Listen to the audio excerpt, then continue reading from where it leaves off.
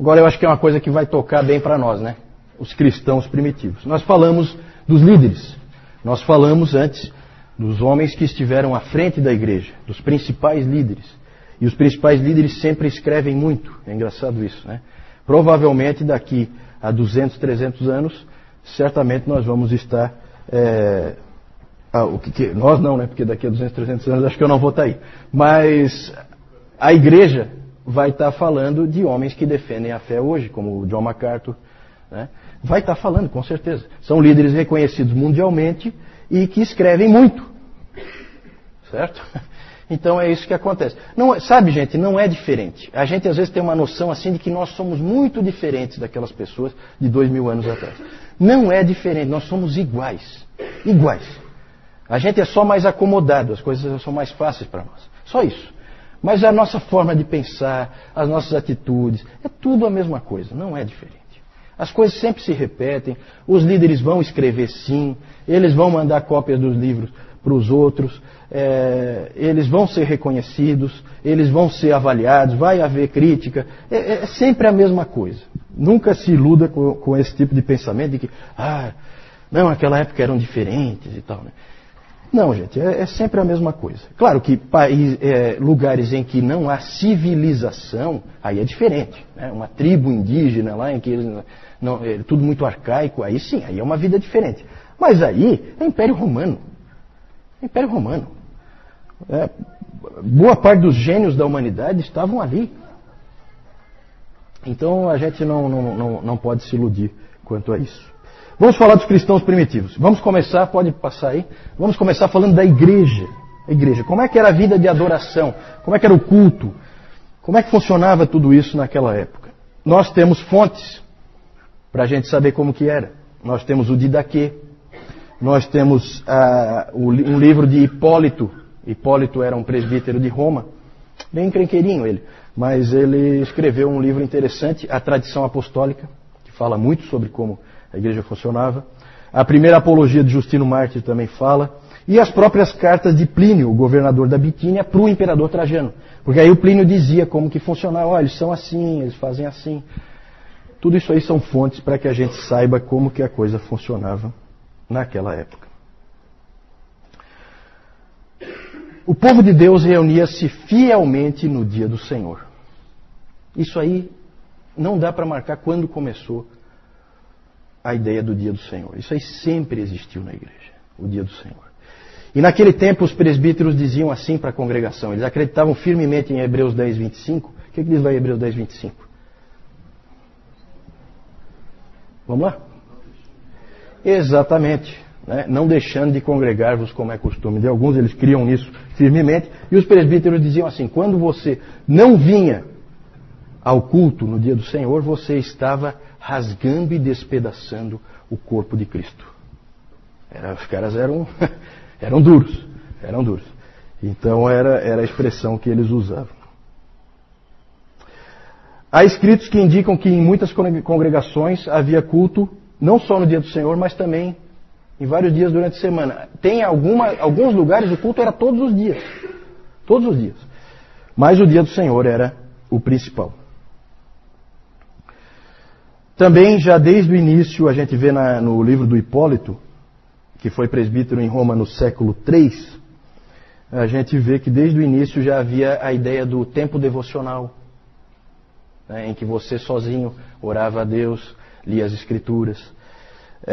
A ideia, isso aí aparece, deixa eu ler para vocês um trechinho aqui. Diz assim, isso é do livro do Hipólito, que todo homem cristão e mulher cristã, quando acordar de manhã, e antes de fazer qualquer trabalho, lave suas mãos e ore a Deus, e só então vá ao seu trabalho. Mas se houver instrução na palavra de Deus, se em algum lugar estiver havendo pregação, mas se houver instrução na palavra de Deus, todos devem preferir ir àquele lugar, reconhecendo em seu coração que é Deus que eles estão ouvindo no instrutor. Então já há a ideia de que a pregação era uma forma que Deus usava para falar com o seu povo. Que mais que ele diz? Quando houver um dia em que não há instrução, que cada um pegue um livro santo e leia-o suficientemente. Essa era a ideia. As referências mais antigas ao dia do Senhor já usam o termo primeiro dia. No primeiro dia da semana. Sempre foi primeiro dia, tá? Essa história de que tinha que ser no sábado e tal. Ninguém é judeu, tá, gente? Sempre, se você é cristão, é primeiro dia. Esse debate é um debate tão... O Newton já falou sobre isso. É um debate tão assim, árido, desnecessário. A igreja nunca usou o sábado. Sempre foi o dia do Senhor, sempre foi o domingo. O Justino Marte, já na sua primeira apologia, ele já fala que nós cristãos nos reunimos no dia do sol. Certo? Era como eles chamavam o dia. Tá? Então ele tá só dizendo domingo, ele não está dizendo nada de... Não é nenhuma referência pagã não, tá, gente? E ele dizia que isso era porque no primeiro dia Deus estabeleceu a ordem no meio do caos. E também com os cristãos, no primeiro dia, ele ressuscitou a Cristo e estabeleceu a nova criação. Ali. Essa é a justificativa, tá? Para ser no primeiro dia, pelo menos assim que eles usavam. Aí uma parte que vocês não vão gostar muito, alguns de vocês aí. As reuniões eram sempre muito cedo. Muito cedo. Sempre antes do sol nascer. Sempre. Eles diziam que era na hora do canto do galo. As reuniões ocorriam, o culto era nesses horários, sempre muito cedo. Por que isso será, hein? Provavelmente porque as pessoas tinham que trabalhar, certo? Porque não existe essa folga que nós temos hoje. Isso aí nós vamos ver por que existe hoje. Ou também pode ser também por uma questão de privacidade, para se proteger. Em alguns lugares pode ter tido esse elemento também. Eles se reuniam em casas, não existiam templos, igrejas, isso aí é uma coisa que vem muito depois. Então eles se reuniam em casas, normalmente era a casa do próprio pastor, que era adaptada, ele morava numa parte e na outra parte se usava para fazer as reuniões. Então era muito comum derrubar paredes para aumentar o espaço, né, e poder reunir as pessoas ali para o culto. Havia sempre leitura da palavra e pregação. A leitura da palavra, pelos registros que a gente tem, não era aquela leiturazinha, vamos ler um salmo. Não, se lia às vezes um livro inteiro das Escrituras. Era às vezes a oportunidade que aquele escravozinho lá tinha de ouvir as Escrituras. Se ele não ouvisse ali, ele não tinha em casa. Então havia essa leitura da palavra e sempre uma pregação. A pregação podia ser em cima de um outro texto das Escrituras ou em cima do próprio texto que foi lido. Vinha então o presbítero e explicava aquilo, esmiuçava. Como é hoje? Não tem diferença nenhuma. É a mesma coisa, tá? A pregação sempre existiu. Havia oração também. E a oração, quase com certeza, pelos registros que a gente tem, era de pé. As pessoas oravam em pé. Ainda hoje na Igreja Livre da Escócia ainda é assim, né? É interessante que eles ficam de pé para orar e eles sentam para cantar. No modelo da igreja primitiva e dos tempos da Reforma também. Na Reforma era assim também, né? Você fica de pé para orar e você senta para cantar. A oração normalmente era feita por algum dos líderes, algum dos presbíteros ou um diácono, e ele elevava a voz em oração extemporânea, e também era usado aquelas orações mais responsivas, né? Aquela oração mais litúrgica, que algumas igrejas, não é só a Igreja Católica Romana que tem esse tipo de oração, existem igrejas protestantes que têm esse tipo de oração, em que, né, oração decorada, vamos dizer assim, em que o indivíduo puxa e a congregação responde e tal. Também isso aí existia. Boa parte das descrições que nós dispomos, elas não mencionam cânticos, mas também muitas outras mencionam cânticos, certo? É quase certo que todas as igrejas cantavam salmos e depois, mais tarde, hinos. a ceia do Senhor era celebrada todo domingo. Todo domingo. E sempre só participava da ceia do Senhor quem? Os batizados. Isso mesmo, dona Carlota. Os batizados. Os batizados participavam da ceia. Os catecúmenos, os que ainda não eram batizados, e os visitantes eram dispensados. Eles nem ficavam no local em que a ceia era celebrada. Nós vamos ver que os sacramentos eles tinham uma importância muito grande para a igreja primitiva. E aí, já que falamos dos batizados, começa a acontecer, segundo século e terceiro século, começa a acontecer um fenômeno estranho. O batismo começa a ser cada vez mais adiado. Cada vez as pessoas são batizadas mais tarde. Essa questão do batismo, isso é uma confusão, por isso que eu pus ali, é um problema sério. Porque começou a crescer uma estranha visão de que o batismo lavava os pecados. Olha só como é que as coisas começam a aparecer, as distorções doutrinárias. Então começou a aparecer essa ideia de que o batismo lava o pecado. E aí, era uma coisa muito grave voltar a pecar depois de ser batizado. Porque o batismo só podia ser um. Não podia ter 2 batismos. Então eles começaram a adiar o batismo para que não houvesse o risco do indivíduo pecar e aí não ter mais como lavar o pecado. Interessante, né? Uma coisa esquisita isso aí. E essa prática antibíblica aí, ela foi ganhando força em várias igrejas. E com isso passou a levar muito tempo para o batismo. Havia muita instrução e preparação para os catecúmenos. Os catecúmenos passavam realmente por Eles eram cobrados, eles eram exigidos, eles eram provados. Eles praticamente faziam um seminário para ser batizado. Para vocês terem uma ideia do tempo, podia ser 3 anos.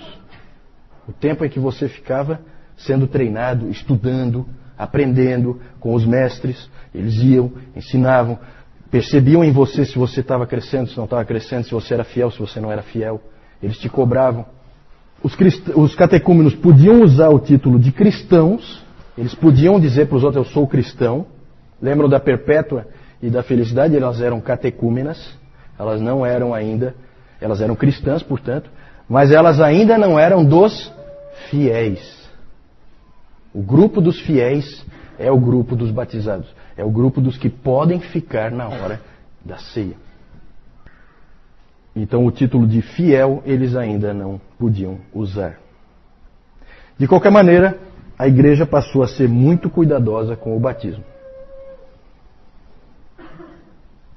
No final da preparação do catecúmeno, era comum ele ter que fazer uma série de vigílias. Sabe o que é vigília, né?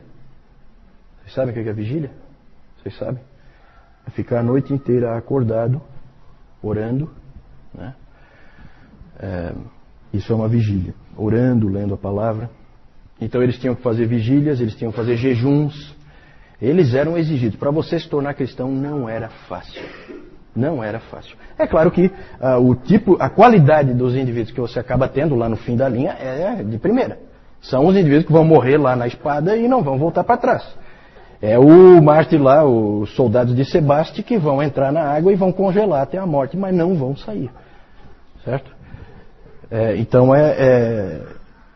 isso acabou tendo um efeito de fortalecimento da igreja. Agora é claro que a pergunta é a seguinte, é bíblico?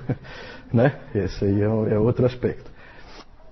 Só que chama atenção, né, gente? Eu não sei, para mim pelo menos chama atenção a importância que era dada para a ceia. A ceia era resguardada como um tesouro em que poucos tinham acesso, poucos podiam entrar, não era para qualquer um.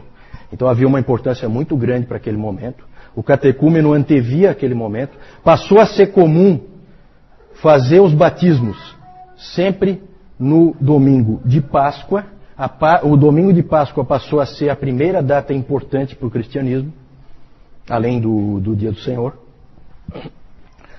Inclusive depois a questão da marcação da Páscoa virou um problema sério.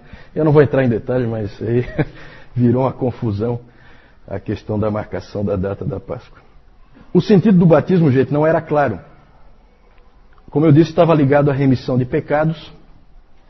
E a própria ideia do pecado original, ela veio do batismo em vez do contrário. Em vez do batismo vir da ideia do pecado original. Então era uma coisa assim estranha.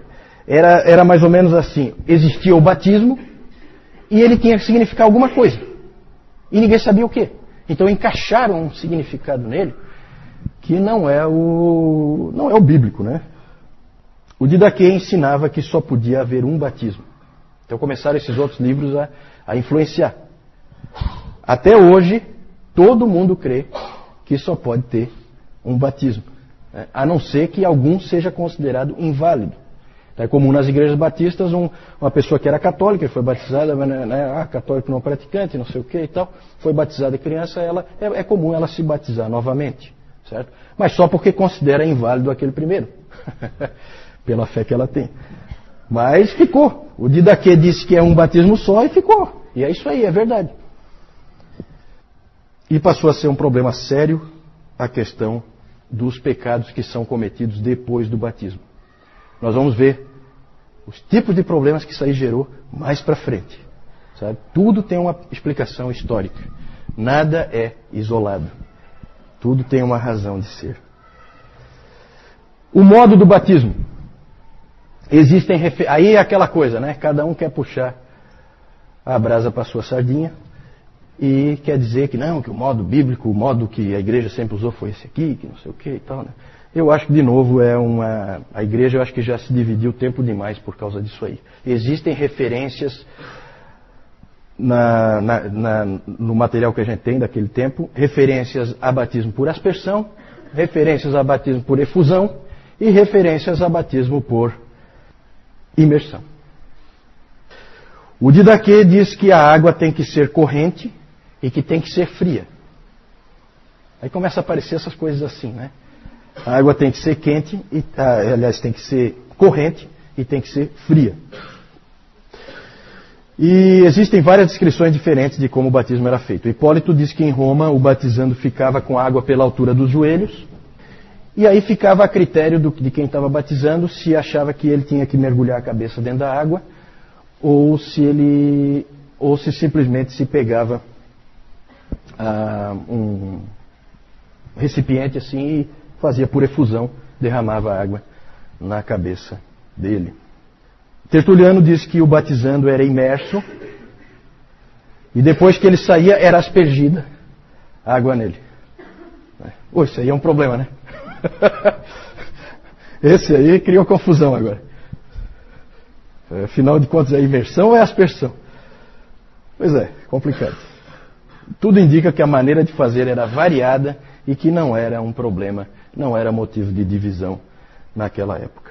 O mais importante era a seriedade com que se encarava o batismo e não como que ele era feito.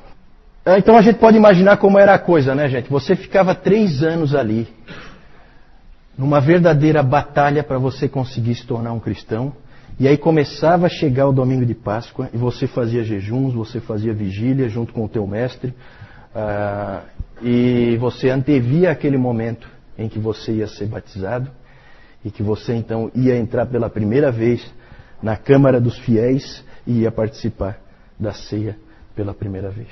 É interessante como que a coisa funcionava.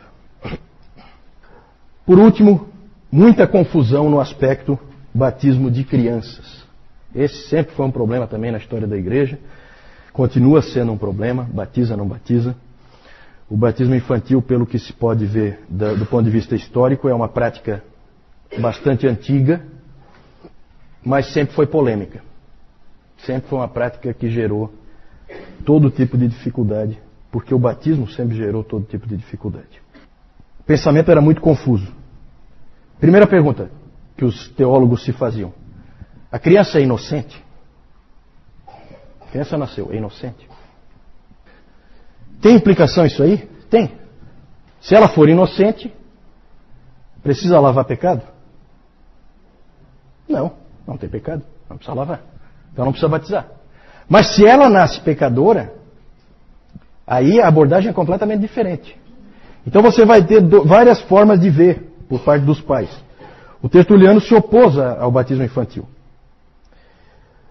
Mas o motivo não está muito claro. Ele, na verdade, a preocupação dele era muito mais com aquilo que eu falei antes. Você batiza o bebê e depois ele vai pecar lá na juventude, coisa, e aí? Faz o quê? Então o Tertuliano tinha essa preocupação. Sempre na cabeça a ideia do lavar os pecados. E outros, como Cipriano, lá de Cartago, ele disse que tinha que batizar o mais rápido possível. O Agostinho já tinha dito que a criança nasce pecadora, já tinha deixado isso claro. Ela nasce pecadora e que não demora muito para ela começar a manifestar a natureza pecaminosa dela em pecados visíveis. E o Cipriano também queria assim. Então ele dizia que não era nem para esperar aqueles 8 dias. O Cipriano dizia que não era nem para esperar aqueles 8 dias, que alguns estavam esperando, por causa da semelhança que eles faziam com a circuncisão. Alguns esperavam 8 dias e daí batizavam. Aí ele disse, não espera nem isso aí. Batiza o quanto antes, porque se morrer... Inclusive o Cipriano dizia que a criança chora quando ela nasce. Não é por causa de alguma sensação que ela está tendo, ou por causa do parto, ou alguma coisa assim. Não, ela chora porque ela sabe que ela é pecadora. Ele veio com essa pérola. Eu não sei se ele entrevistou bebês ou alguma coisa assim para chegar a essa conclusão, mas é assim, gente. Vejam que na questão do batismo há muita confusão. E ainda hoje há muita confusão, concordam? O batismo, e especialmente o batismo infantil, era uma prática em busca de uma teologia. Eu tenho já a coisa, eu só não sei por que eu faço. Certo? Isso aí gera todo tipo de problema. Depois, com a reforma, essas coisas começam a ser mais aplainadas, as coisas começam a ficar um pouco mais claras. Nós vamos começar a perceber, gente, o quanto nós temos que ser gratos à reforma. Porque a coisa está começando a complicar. E começa cedo. O tipo de pensamento estranho que a gente vê aqui.